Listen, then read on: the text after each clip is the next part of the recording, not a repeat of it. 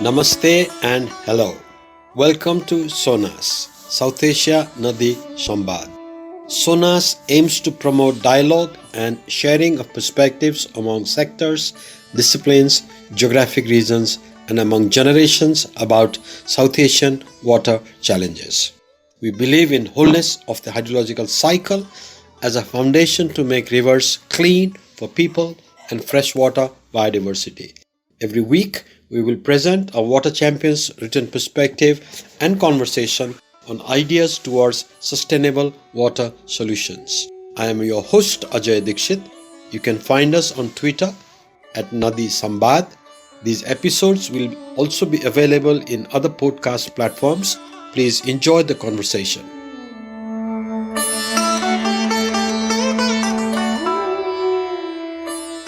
Welcome and namaskar again. In today's episode, Dr. Dinesh Kumar Mishra will reflect on his illustrious journey as a scholar, researcher, and advocate of context-sensitive water development. Dr. Mishra, after a degree in civil engineering and MTech in structural engineering, you chose to focus on the challenges of flooding in Ganga Plains. Why floods? I never changed it myself. I was thrown into it, by my friends and well-wishers. I had some exposure to housing in disaster situations, plus some work in drought and famines. So I had some inroads into the development sector, and people knew me, and I had gained some experience. And there was a breach in the Kosi embankment in 1984, and I was asked to go there by some of my clients, which I declined in the first place, and then lot of pressure was brought onto me, and then I said, well, I'll go, but then I'll write a report that nothing has happened there, because I was concerned that they might ask me to go again there, or spend some time, which I was not interested in. But then, well, I did go there. That was in 1984 when the breach had taken place in Saharsha district of Bihar.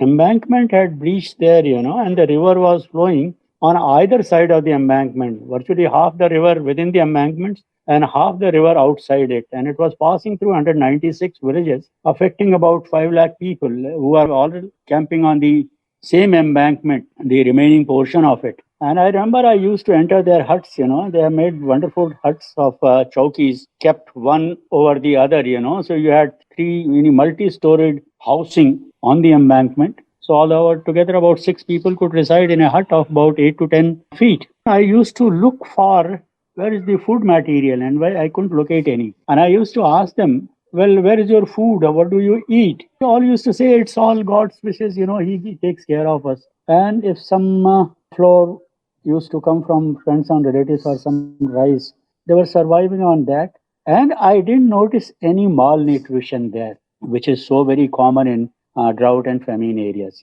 When I come back to my hotel, and then I had to respond to my clients, telling them that, well, the situation is very acute here, very bad. And if you rate yourself a social worker, well, here is the time opportunity for you to work.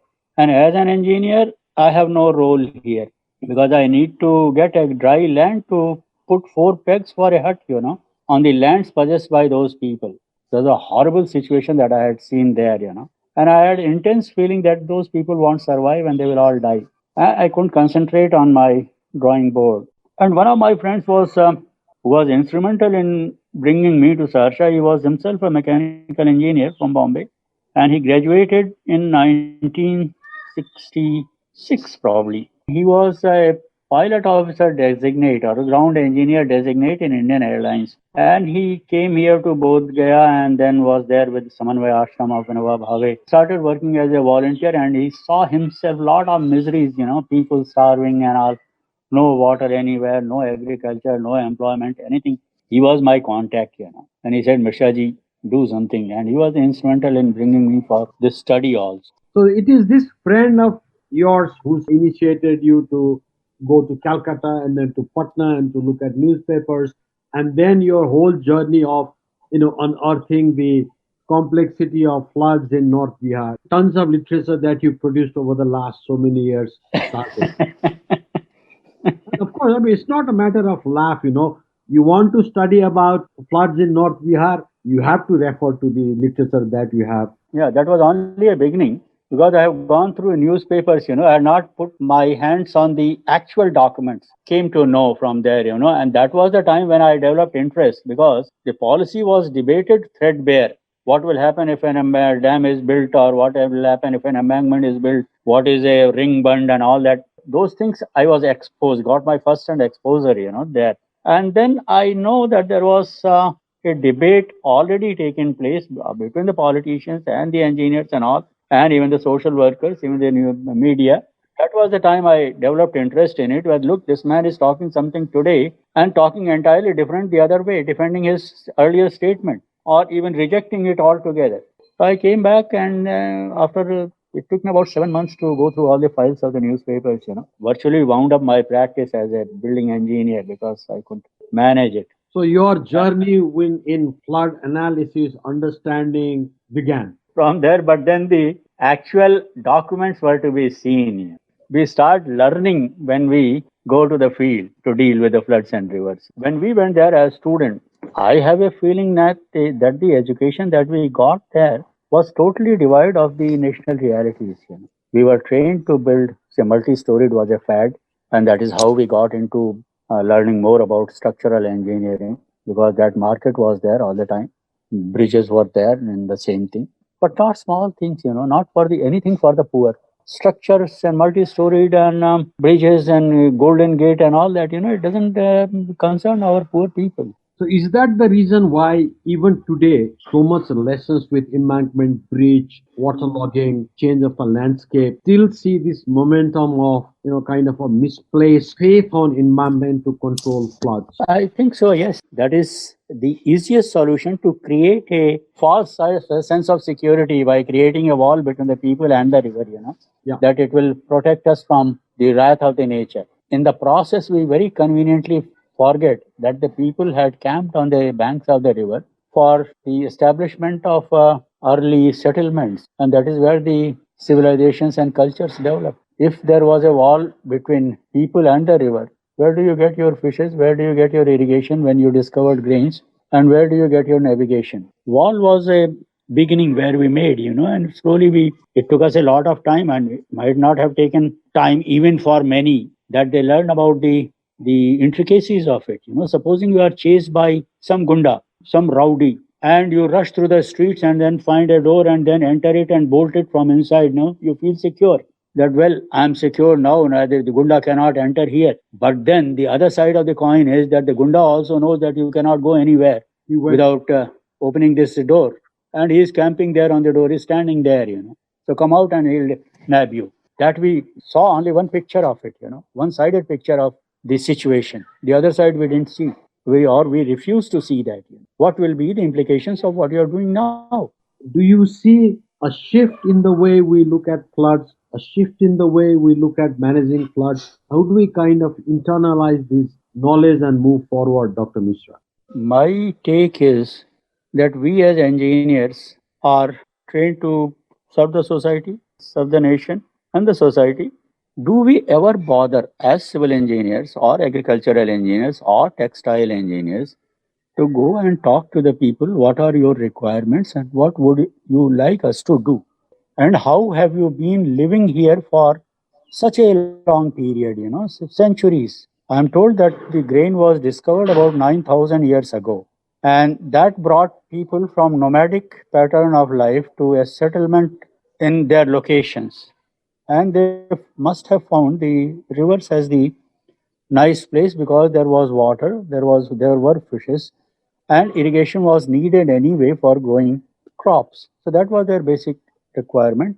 And the exposure that they used to get during the rainy season from the floods was from the river as floods was it never lasted for about a fortnight, never beyond that.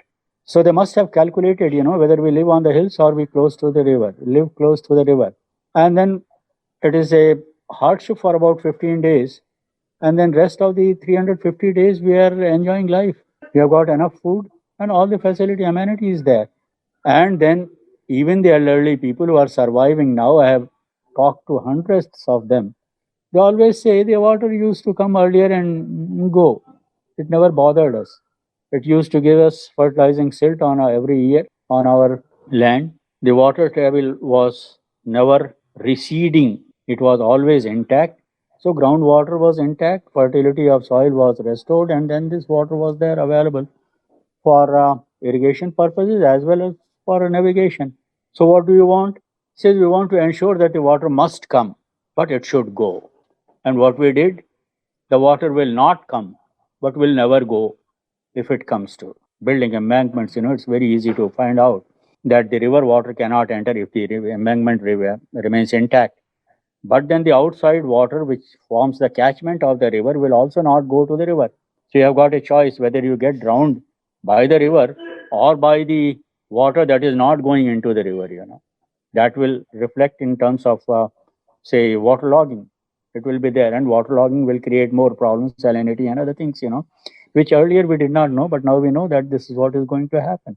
I mean, technology, it should learn drawback of its applications. Tamper with the nature, but then there should be a limit. See, we are told, we are trained to design a flyover from Calcutta to Chennai. We can always do it theoretically, but whether practically it is possible.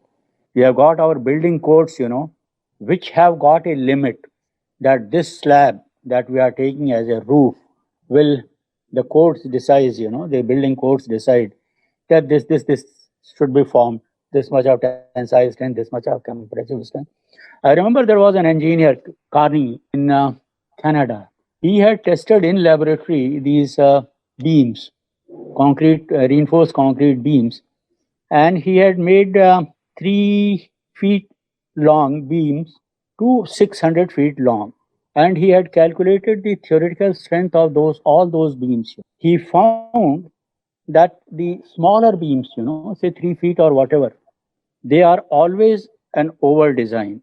And the 600 feet beam that he had constructed, it collapsed under its own self weight when the shuttering was removed. So he said, our building codes must define the range between which the engineering is valid. Smaller than this, it's an over design, but we can't help it because we can't go beyond below that. But then we must set a limit. It will not go beyond this. See, the people will tell you, the people, you are meant to help the people, help the society. Try to learn something from them. What was their requirement? What was their situation? And what they want you to do. Unfortunately, we go there when we talk to our beneficiaries, so called beneficiaries, we go with an arrogance of knowledge, that, well, look, I'm an engineer and you are a layman. Bloody hell. The person who had lived there for centuries along the river is a layman. Ask any child, of about 8 to 10, 12 years, so how does the rain drop falls in your village? What route it takes? He will tell you. The water drops here and then it goes this way without any instrument and all that because he had been watching it since his birth. And that child, when was about 2 years of age, goes to the river with his father, or the mother to the river for daily chores and splashes in the water, river water on the bank in the surveillance of the parents, starts dealing with water there. And by the age of 8, knows swimming. By the age of 12, he can row a small boat. Or by 14, he can handle any boat, or the group of them can handle any boat. So he is a layman. And I have not seen the river since my birth. And I don't know what is agriculture and how the plant looks like, whether the paddy is a tree or it's a plant. That also exposure is not there. So we become expert and he becomes a layman. How does that happen? Why is a layman? His wisdom, his knowledge, and then he had been surviving from without any external help for centuries there. Ways to listen, to be open, to understand the local wisdom, and then to analyze problem. Perhaps then you need to bring that culture into education, the curriculum, recrafting, reimagining, reorienting the whole way we think about engineering is necessary. Yeah, I would say so. People living in floodplain, we call it floodplain. Okay, that floodplain is related with rivers. The banks, the floodplain, and then the land, the upland and hills and forests. River floods and it inundates the floodplain, deposits silt, okay, nurtures the landscape, supports agriculture. But then at the same time, we are also saying flood proof. How does this idea of floodplain and flood proof match? अरे यार अजय भाई, we have rated our rivers as परोपकाराय वहन्ति नद्या. Rivers flow for the betterment of the masses, and you want to restrain it. This shloka must have been written at least 2-3 thousand years ago. And then you have relationship with the river, you know. They are like mothers. और Britishers ने आकर के they told us that well, it's a resource, it's a natural resource. So what is mother to us is a resource for them. Ganga Ma, we say Ganga Ganga Mata, Ma. Ganga No. Maya, Ganga Ma. Resources are to be are there for exploitation. So you exploit the mother, suck the blood instead of milk.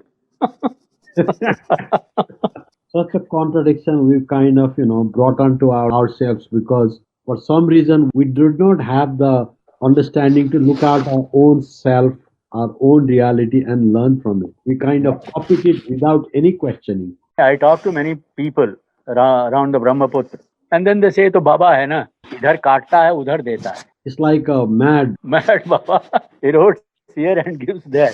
So doesn't matter. But then the norms, the way society developed and when the laws were framed. So if my land gets eroded, earlier society used to take care of for it, Now it does not because the law is different. Your land is your geographical land. It has got a location.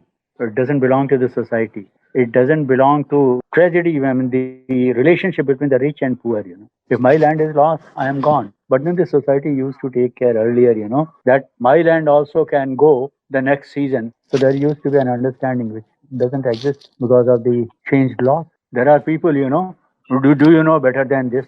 No, I don't know better than you. I talk to politicians. Do you know better than this? You go up to the office and request the person for any information. I order him. Give me this. That arrogance is there also. People are not prepared to listen to it. Thank you, Dr. Mishra, for emphasizing the need to make plans socially grounded as a precondition to larger societal well-being. In the next episode, Dr. Monirul Kader Mirza of University of Toronto argues that we should not blame the rain for our woes. From Nepal to the delta of Bangladesh, it is a common river basin. We need very massive program of how to manage the problem together, not unilaterally. Because unilateral solutions would create actually problem either in the upstream or in the downstream. One of the major part of this program should be open exchange of information, especially the hydrological information.